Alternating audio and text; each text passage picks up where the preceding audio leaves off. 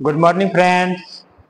हम लोग अभी तक सीबीटी की तैयारी के लिए ऑब्जेक्टिव टाइप क्वेश्चन का तैयारी कर रहे हैं, जिसमें 2 क्लास हो चुका है, जिसमें 80 क्वेश्चन का सॉल्व किए हैं। आज 81वें क्वेश्चन से आगे पढ़ेंगे। तो शुरू करते हैं हम लोग 81 नंबर क्वेश्चन से।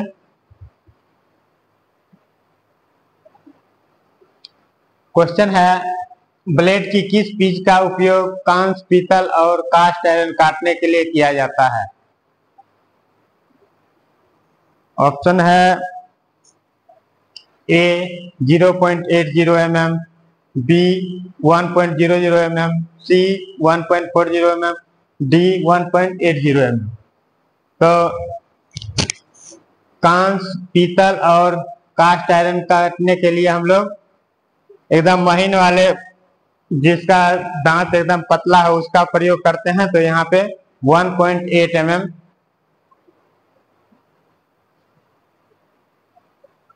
1.8 mm वाली हेक्सा ब्लेड का प्रयोग करेंगे। ऑप्शन हो जाएगा डी।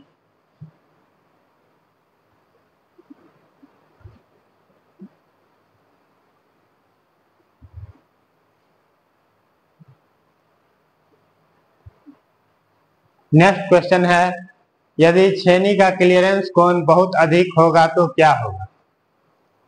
ऑप्शन ए है छेनी स्लिप करेगी, ऑप्शन बी है सतह पर गड्ढा कर देगी, ऑप्शन सी है कटिंग एज टूट जाएगी, ऑप्शन डी है सतह से भारी धातु निकालना। पूछ रहा है कि यदि छेनी का क्लियरेंस एंगल बहुत अधिक रहेगा तो क्या होगा? तो छेनी का जब क्लियरेंस एंगल अधिक रहेगा तो हमारा क्या होगा? सतह पर गड्ढा कर देगा। ऑप्शन बी हो जाएगा, सतह पे गड्ढा कर देगा।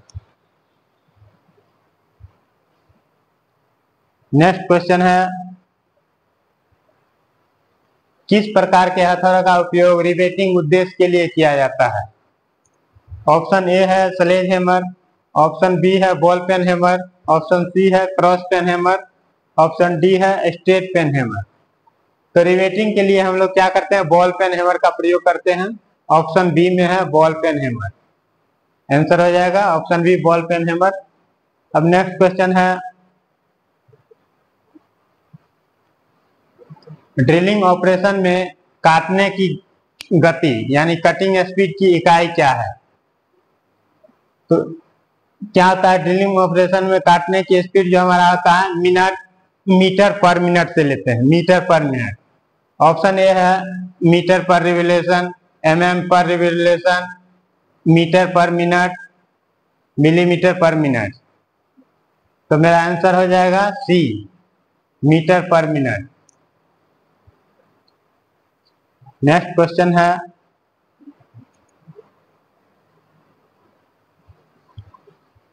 ड्रिल में एक्स के रूप में चिन्हित भाग का नाम बता दो।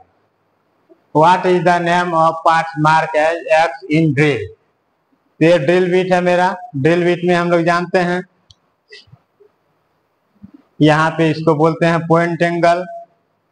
ये हमारा पॉइंट एंगल हो गया।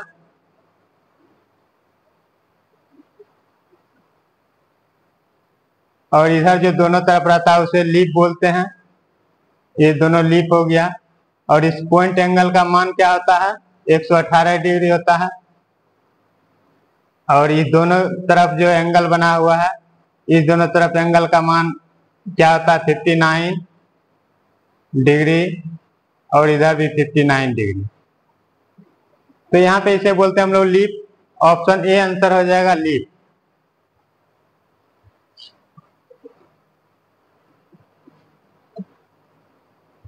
नेक्स्ट क्वेश्चन है, ड्रिलिंग मशीन में एक्स के रूप में चिन्हित भाग का नाम बताओ। ये ड्रिलिंग मशीन है, ये पिलर पे है, इसीलिए पिलर टाइप ड्रिलिंग मशीन इसे बोलते हैं। और यहाँ पे जो है हमारा, यहाँ पे ये जो है हमारा, ये चक है, ड्रिल चक। ड्रिल चक में ही क्या होता है? ड्रिल बिट बना होता है, जिससे कि हमारा ड्रिलिंग होता है। तो यहाँ पे हमारा आंसर हो जाएगा drill chuck. Option A answer हो जाएगा, ड्रिल चक।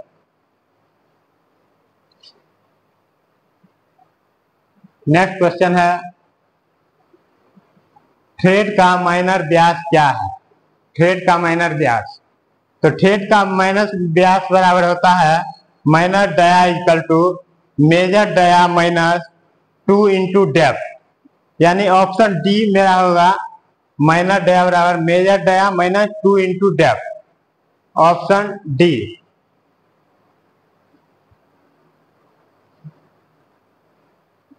नेक्स्ट क्वेश्चन है एक्स के रूप में चिन्हित भाग का नाम बता दें।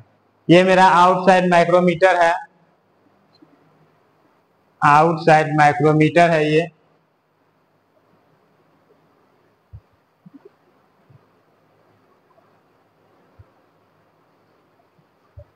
अब इसमें पूछ रहा है कि एक्स के भाग में चिन्हित भाग का नाम बता दो। तो इसके बारे में पहले ही बताए हैं, इसका सारा पार्ट्स के बारे में आज फिर से बताता हूं। ये मेरा इसको बोलते हैं एनविल, ये जो है एनविल है। इस पे बार बार क्वेश्चन आते रहता है, इसीलिए इसके पार्ट्स के बारे में जानना बहुत जरूरी है। कभी एनविल के बारे में पूछेगा, कभी स्पिंडल के बारे में, कभी थिम्बल के बारे में, तो कभी फ्रेम के बारे में। ये एनविल हो गया, इसको बोलते हैं इधर से ये, इसको बोलते हैं स्पिंडल। ये हो गया मेरा स्पिंडल। और ये पीछे जो लगा है इसको बोलते हैं रेचेट स्टॉक।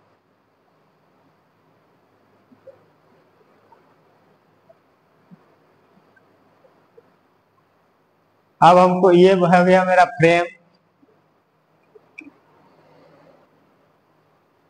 अब हमें पूछ रहा है एक्स के रूप में चिन्हित भाग। तो यहाँ पे जो ये भाग है मेरा, इसको बोलते हैं थिम्बल, यानी थिम्बल है ये मेरा, इसको बोलेंगे थिम्बल। तो यहाँ पे ऑप्शन डी सी हो जाएगा मेरा थिम्बल, ये आंसर होगी।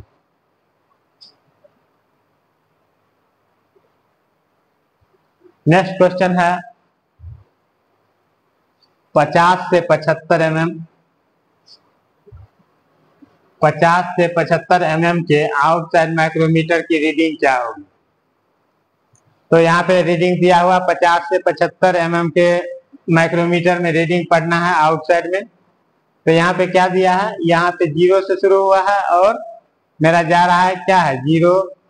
ये सबसे पहले तो मेरा क्या है 0 है, 0 के बाद 5 है, 5 10 है, 10 के बाद रीडिंग दिख रहा है 11 12 13, 13 mm इसमें दिख रहा है। और पहले मेरा मेन क्या है रेंज लिखेंगे, इस तरह से रीडिंग पढ़ना है इसका। सबसे पहले रेंज पढ़ेंगे, रेंज मिनिमम क्या है मेरा 50 mm, 50.00 mm। अब इसमें पढ़ेंगे मेन डिवीजन। ऊपर वाले लाइन को बोलते हैं मेन डिवीजन, नीचे वाले लाइन को बोलते हैं सब डिवीजन, और ये हो गया मेरा थिम्बल डिवीजन। तो ऊपर वाला लाइन कितना दिख रहा है 10 11 12 13, 13 हो गया। तो इसका हो गया मेन डिवीजन, मेरा मेन डिवीजन हो गया 13 mm, 13 mm।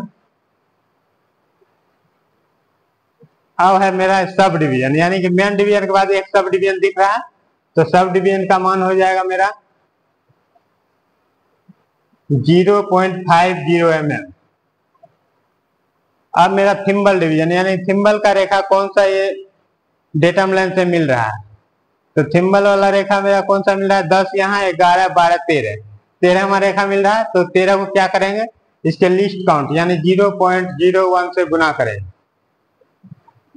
तो क्या हो जाएगा थिम्बल डिवीजन हो जाएगा मेरा 0.13 mm। अब इस तरह से इसका फुल रीडिंग हो जाएगा 3636 mm। तो ये हमारा ऑप्शन में किसमें है 63.63, ऑप्शन ए हो जाएगा 63.63, आंसर हो गया मेरा ए।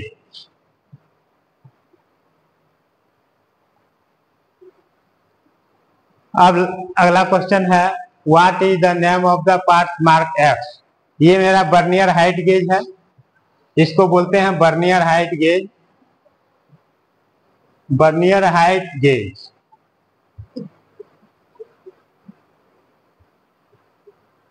वर्नियर हाइट गेज में अब पूछ रहा है कि मेरा ये कौन सा भाग है, इसको एक्स के रूप में कौन सा भाग है, तो इसे बोलते हैं हम लोग फाइन एडजस्टिंग स्क्रू, यानी फाइन एडजस्टमेंट नट। तो ऑप्शन सी में है मेरा फाइन एडजस्टमेंट नट, तो ऑप्शन सी आंसर हो जाएगा फाइन एडजस्ट। इसी से हम लोग क्या करते हैं, एडजस्ट करते हैं, इसके स्क्राइबर को सेटिंग करते हैं, तो ऑप्शन सी हो जाएगा फाइन एडजस्टमेंट नट। नेक्स्ट क्वेश्चन है what is the name of the vice, इस वाइस का क्या नाम।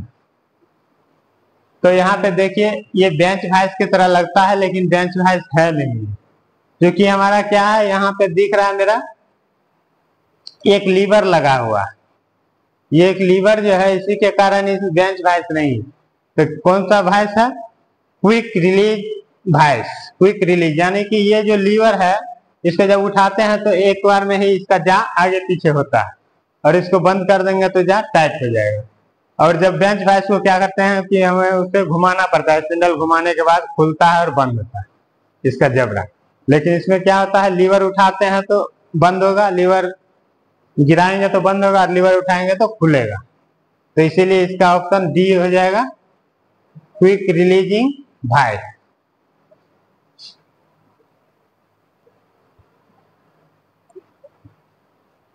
नेक्स्ट क्वेश्चन है एक्स के रूप में चिन्हित भाग का नाम बताओ। ये मेरा क्या है, फाइल है। तो फाइल के पार्ट्स के बारे में तो जानते हैं आप लोग, पहले बता चुका हूं पिछले क्लास में, तो फिर भी एक बार फिर से रिपीट कर देता हूं फाइल का सभी पार्ट्स के बारे में। ये मेरा क्या है, हैंडल है, इसे बोलते हैं हैंडल।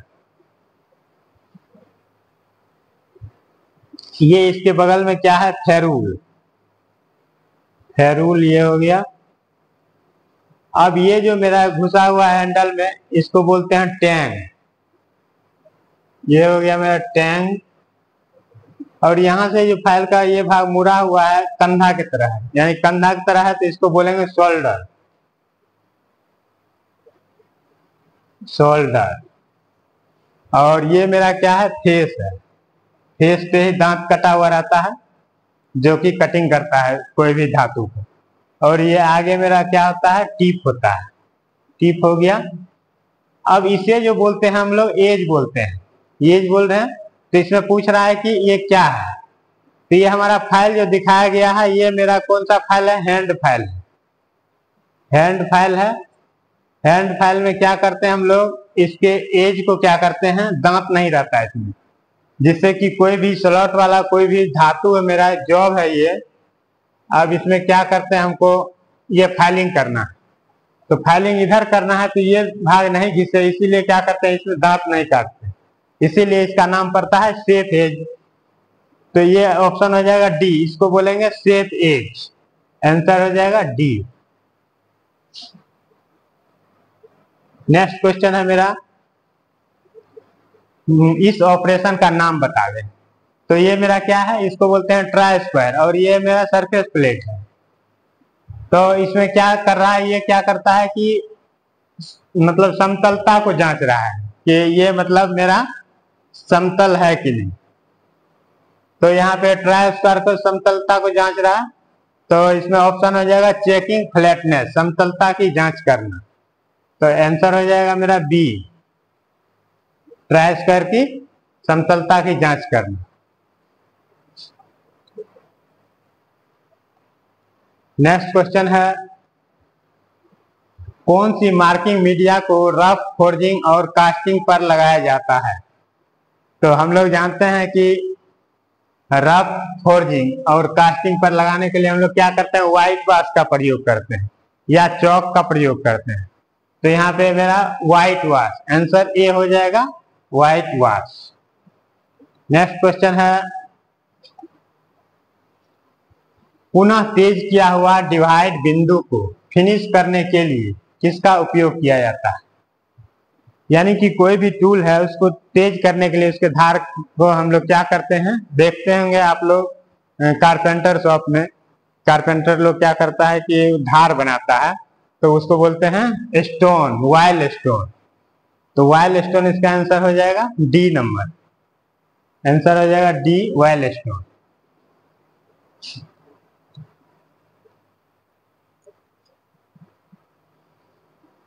नेक्स्ट क्वेश्चन है बेवल प्रोट्रैक्टर का उपयोग क्या है। बेवल प्रोट्रैक्टर से हम लोग क्या करते हैं, एंगल मापते हैं, किसी जॉब का कोण मापते हैं। इसीलिए यहाँ पे क्या है हमारा ऑप्शन सी है, मेजर ऑफ द एंगल, कोण को मापना। तो आंसर हो जाएगा मेरा सी, कोण को मापना।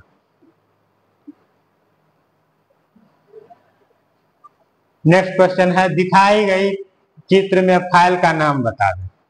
तो इस तरह फाइल को हम लोग क्या बोलते हैं, टिंकर्स फाइल बोलते हैं।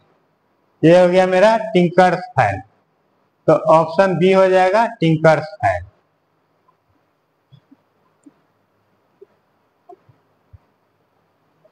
अगला क्वेश्चन है खोखली बेलनाकार जॉब्स को पकड़ने के लिए किस भैंस का इस्तेमाल करते हैं। जैसे रॉड है, कोई खोखली बेलनाकार जॉब है, उसको पकड़ने के लिए हम लोग क्या करते हैं कि प्लेन वाला जो जा रहता है उससे क्या होगा, वो स्लिप कर जाएगा। इसीलिए भी आकार का जो इस तरह का रहता है वो जा उसका इस तरह का जा रहेगा।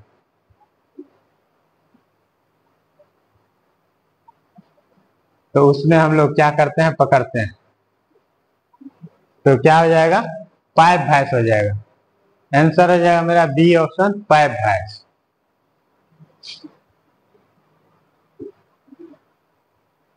नेक्स्ट क्वेश्चन है कंड्यूट और अन्य पतली ट्यूब को काटने के लिए हेक्सा ब्लेड के किस चीज का उपयोग किया जाता है। कंड्यूट पाइप और अन्य पतली ट्यूब को काटने के लिए हम लोग क्या करते हैं, 0.8,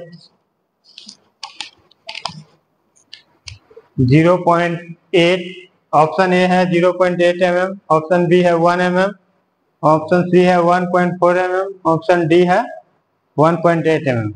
तो कंड्यूट पाइप को काटने के लिए हम लोग 0.8 mm वाली ब्लेड का प्रयोग करते हैं। ऑप्शन ए हो जाएगा।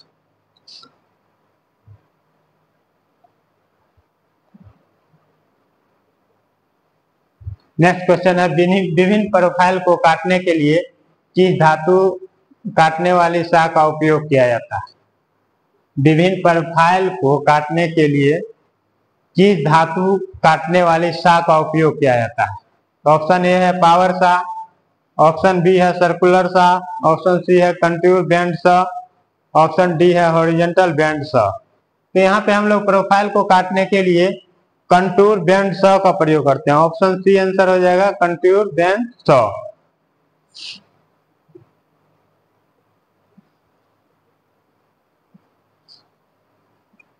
नेक्स्ट क्वेश्चन है फाइल वाली सरफेस पर खरोंच चिप्स के उत्पादन का कारण क्या है।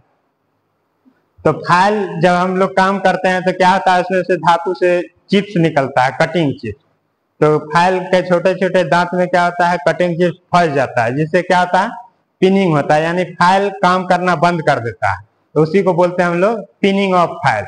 तो यहाँ पे क्या पूछ रहा है, फाइल वाली सरफेस पर खरोंच चिप्स के उत्पादन का कारण क्या है। तो यहाँ हो जाएगा पिनिंग। तो पिनिंग क्या है, ऑप्शन ए में है पिनिंग। आंसर हो जाएगा option A pinning. Next question है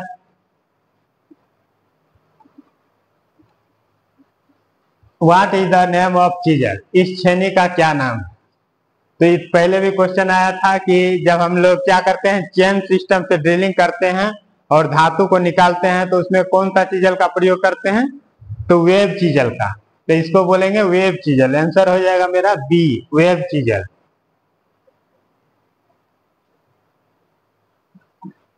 नेक्स्ट क्वेश्चन है what slight convexity is given on the face of hammer, क्यों हथौड़ा के चेहरा पर थोड़ा सा उत्तलता दी जाती है।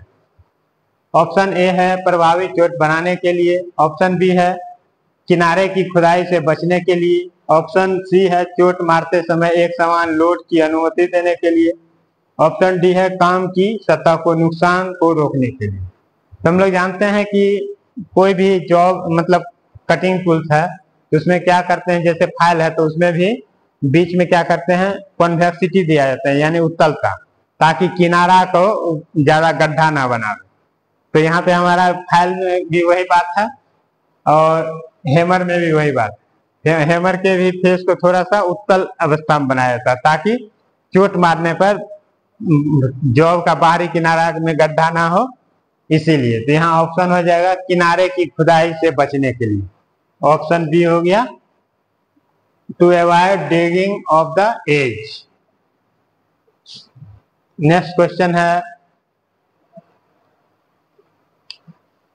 What is the name of hammer. इस हथौड़ा का नाम क्या है। तो हथौड़ा के बारे में हम लोग जानते हैं कि हथौड़ा 3 प्रकार का होता है, एक बॉल पेन हैमर, एक स्ट्रेट पेन हैमर, एक क्रॉस पेन हैमर। तो बॉल पेन हैमर पेन से निर्दिष्ट किया जाता है, इसे बोलते हैं पेन। तो यहाँ पे क्या है कि ये जो मेरा पेन है हैंडल के ऑपोजिट साइड में, यानी कि हम हैंडल के विपरीत साइड में जो पेन रहेगा तो उसे बोलेंगे क्रॉस पेन हैमर। अगर यही हैंडल के सीध में अगर बना दिखाया जाता फिगर में तो क्या हो जाता, वो स्ट्रेट पेन हैमर।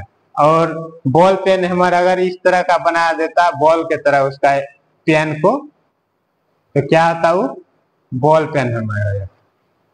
इस तरह से हमारा हैमर का निर्दिष्ट किया जाता। तो यहाँ पे क्या है मेरा cross peen hammer. Option C हो जाएगा cross peen hammer.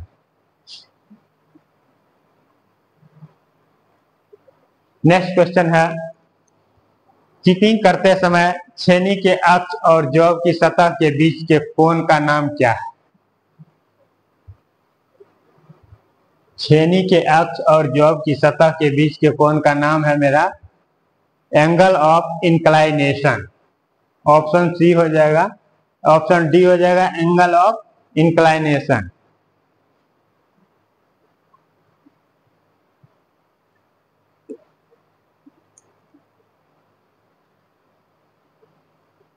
Next question है, what is the property of metal the permits no permanent distribution before breaking. धातु की वह प्रॉपर्टी क्या है जो टूटने से पहले कोई अस्थायी विकृति की अनुमति नहीं देती है। तो धातु की प्रवृत्ति क्या है जो कि टूटने से पहले कोई अस्थायी विकृति की अनुमति नहीं देती है, उसे भंगुरता बोलते हैं, यानी ब्रिटलनेस। तो यहाँ ऑप्शन सी है ब्रिटलनेस। आंसर हो जाएगा सी ब्रिटलनेस।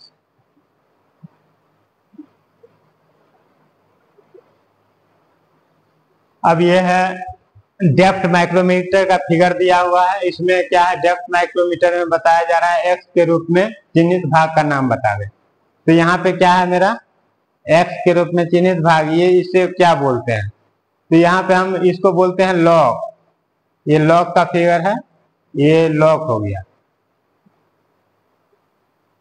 तो आंसर डी हो जाएगा मेरा लॉग।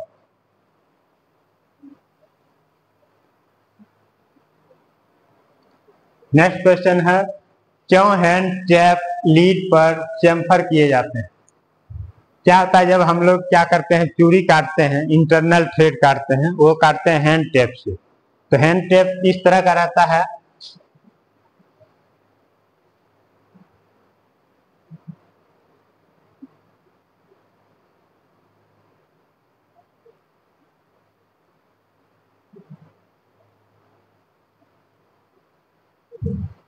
तो इसमें क्या होता है हम लोग इस दांत को आगे में क्या करते हैं, चेम्फर कर देते हैं। चेम्फर किया जाता है आगे के 1 दांत या 2 दांत या 4 दांत या 5 दांत। ये चेम्फर इसीलिए किया जाता है कि ताकि कोई हॉल में जब हम क्या करेंगे थ्रेड काटेंगे, ये होल है मेरा, इसमें थ्रेड काटना है, तो क्या होगा कि वो अलाइनिंग कर जाएगा। अलाइनिंग के लिए हम लोग थ्रेड के 2 थ्रेड को क्या करते हैं, चेम्फर कर देते ताकि इसमें सेट हो जाए। तो यहाँ पे हो जाएगा ऑप्शन ए।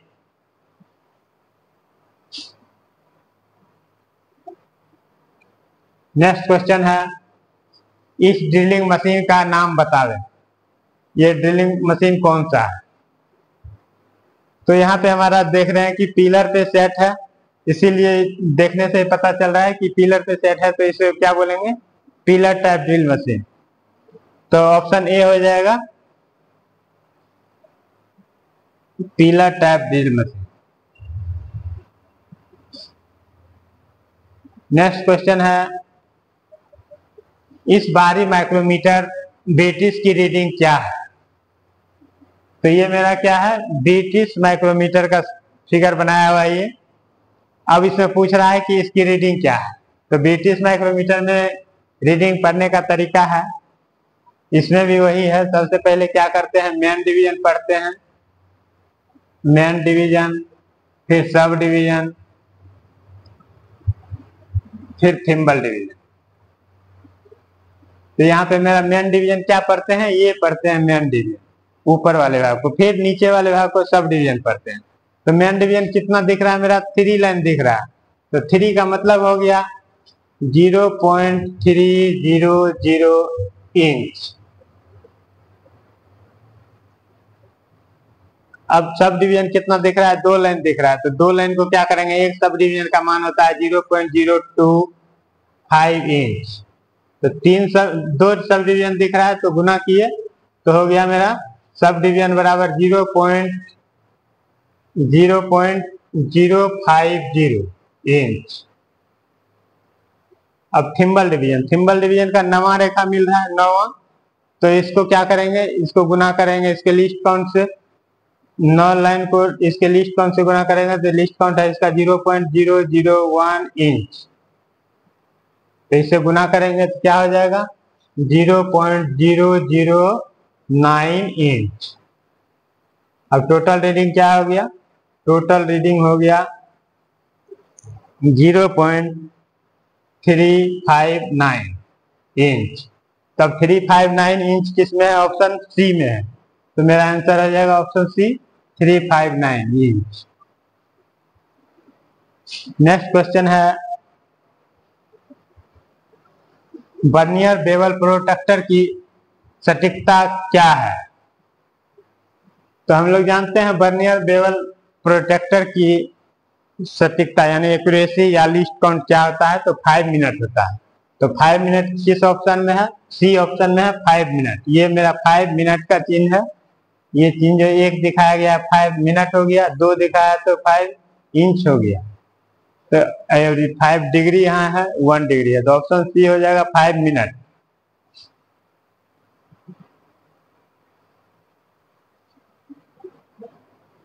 नेक्स्ट क्वेश्चन है, इस बर्नियर कैलिपर की रीडिंग क्या है? तो बर्नियर कैलिपर की रीडिंग पे पहले भी क्वेश्चन आ चुका है। अब इस रीडिंग को भी पढ़ के हम दिखाते हैं कितना होता है। तो इसमें सबसे पहले मेन डिवीजन पढ़ना है, फिर बर्नियर स्केल डिवीजन पढ़ना है। तो मेन स्केल डिवीजन क्या है, main scale division, vernier scale division. तो मेन स्केल डिवीजन यहाँ पे हमको दिख रहा है, ये 40 हो गया, ये 50 है, 60 है, इस तरह से बढ़ते जा रहा है। तो इसके पीछे मेरा क्या होगा, यहाँ 1 2 3 4 5वां, यानी यहाँ पे जो मेरा होगा 3 होगा। तो 3 का मतलब 30 हो जाता है। ये क्योंकि सीएम में दिया हुआ है, हमको एमएम में काउंट करना है, तो 30 हो गया। यहाँ पे 3 हो जाएगा और यहाँ पे 4 है। तो यहाँ पे हम क्या करेंगे,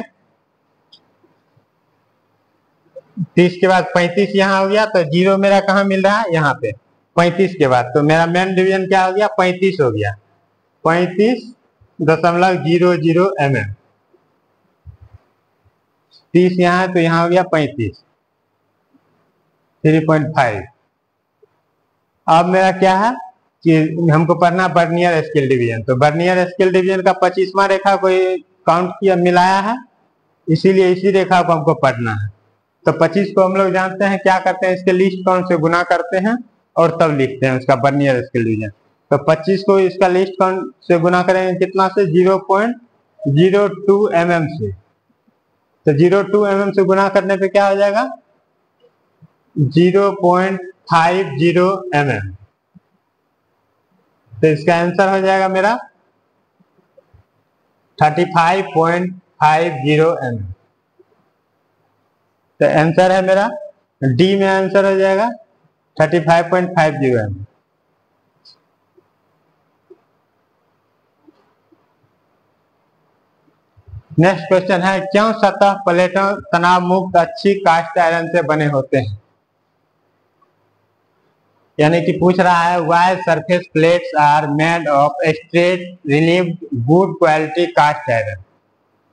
तो गुड क्वालिटी का कास्ट आयरन बनाते हैं इसीलिए ताकि उसके डिस्टोर्शन को रोका जा सके, टू प्रिवेंट डिस्टोर्शन, यानी विकृति को रोकने के लिए। आंसर मेरा सी हो जाएगा, टू प्रिवेंट डिस्टोर्शन।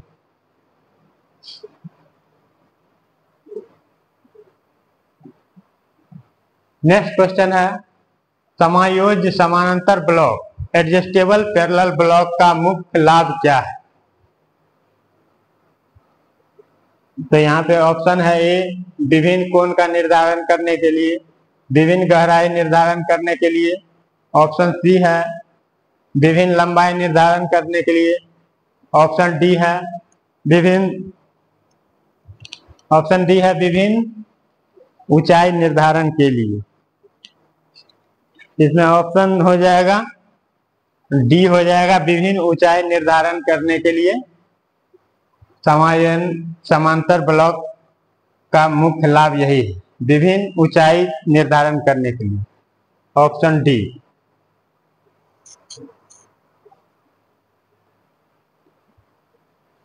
अब नेक्स्ट क्वेश्चन है, 1 मीटर को मिलीमीटर में बदलें।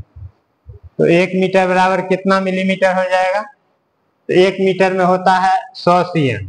1 मीटर बराबर 100 cm। तो 1 cm बराबर कितना हो जाएगा? 1 cm बराबर 10 मिलीमीटर। और 100 cm बराबर कितना हो गया? 1000 मिलीमीटर। तो यहाँ पे आंसर हो जाएगा मेरा 1000 mm। ऑप्शन सी हो जाएगा।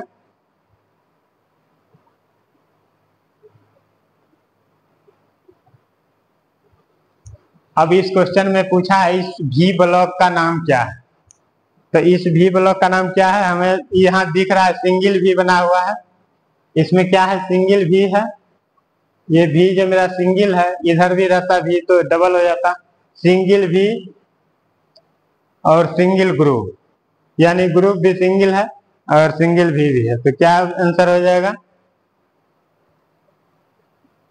Single level single group block, यानी कि ऑप्शन हो जाएगा मेरा B option, single level single group भी ब्लॉक। ऑप्शन बी आंसर हो जाएगा।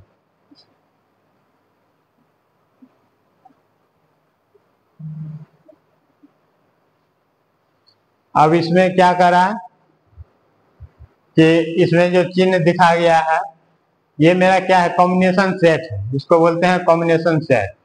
तो पूछ रहा है संयोजन सेट कॉम्बिनेशन सेट में एक्स के रूप में चिन्हित भाग का नाम बता दो।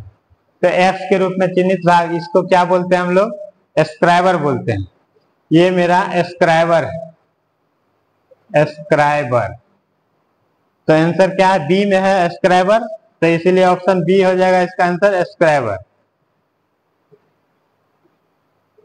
नेक्स्ट क्वेश्चन है, राउंड बार के केंद्र को खोजने के लिए किस कैलिपर का उपयोग किया जाता है? इससे पहले भी क्वेश्चन आ चुका है कि राउंड बार किसी जॉब का मतलब केंद्र निकालने के लिए, कोई गोलाकार जॉब है तो इसका केंद्र बिंदु निकालने के लिए क्या करेंगे? अब बताए थे हम लोग कि जेनी कैलिपर का प्रयोग करेंगे या डिवाइडर का। तो यहाँ पे क्या है? जेनी कैलिपर इस तरह का होता है, इसी का हम लोग प्रयोग करेंगे। तो ऑप्शन हो जाएगा बी ऑप्शन में है जेनी कैलिपर, इसलिए जेनी कैलिपर आंसर हो जाएगा।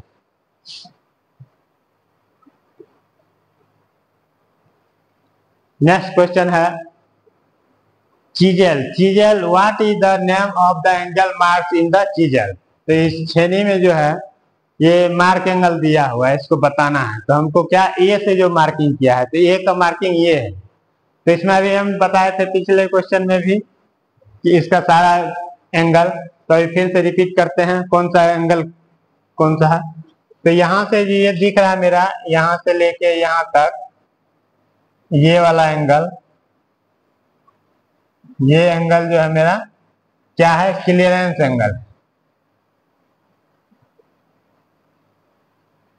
Clearance angle. और यहां से जो है ये जो दिख रहा है मेरा, ये हो गया एंगल ऑफ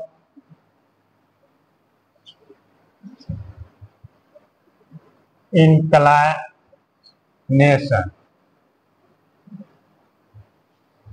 और ये एंगल जो है मेरा यहां से जो दिखेगा यहां तक, ये मेरा क्लियरेंस एंगल। यहाँ पे जो है ये क्लियरेंस नहीं, ये हो जाएगा rack angle, RAK rack angle. यहाँ पे है मेरा क्लियरेंस एंगल।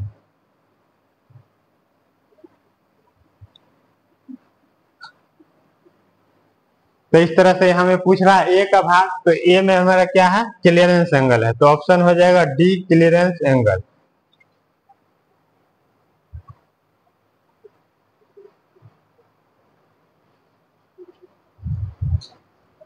तो ये मेरा आज का क्लास में इतना तक ही। क्लास 3 जो है समाप्त होता है।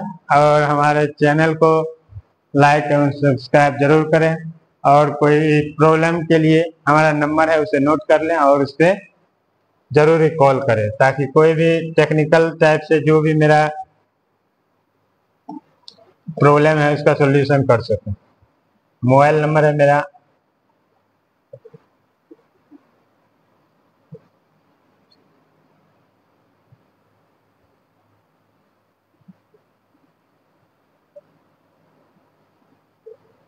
इस मोबाइल नंबर पे कांटेक्ट करें, ताकि कोई भी प्रॉब्लम हो तो उसको सॉल्यूशन कर सकें।